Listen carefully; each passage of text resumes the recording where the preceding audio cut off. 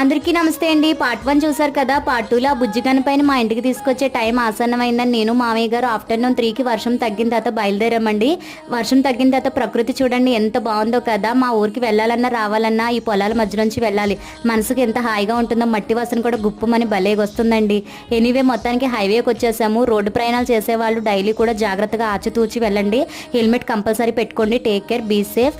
అయితే మొత్తానికి ఇక్కడికైతే మేము సెంటర్కి అయితే వచ్చేసాము. మొత్తం పూజ సామాను అన్నీ కూడా ఫ్రెష్గా ఉన్నాయి. ఇప్పుడిప్పుడే వర్షం తగ్గడం వల్ల జనాలు అందరూ కూడా కొనుక్కోవడానికి ఇప్పుడిప్పుడే స్టార్ట్ అయ్యారండి. పాపం ఉదయం నుంచి ఇవన్నీ వర్షంలో తడిచిపోయి ఉంటాయి, కానీ వర్షంలో తగ్గడం వల్ల ఇవి ఇంకా ఫ్రెష్గా కనబడుతున్నాయండి. ముందుగా మట్టి కనపైన తీసుకున్నాము.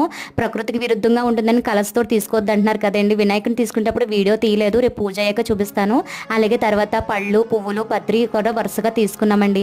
మా వారికి రావడం ఆలస్యం అవుతుంది అన్నారు, అందుకే నేను మామయ్యగా తెచ్చుకుని ఇంకా సేపు అయితే ఇవన్నీ కూడా అయిపోతాయి. మాది విలేజ్ కదండి, త్వరగా కొనుక్కుంటారు, అన్ని త్వరగా చక్క పెట్టేసుకుంటారు. ఎనీవే వీడియో నచ్చితే లైక్ చేయండి, మన ఛానల్ సబ్స్క్రైబ్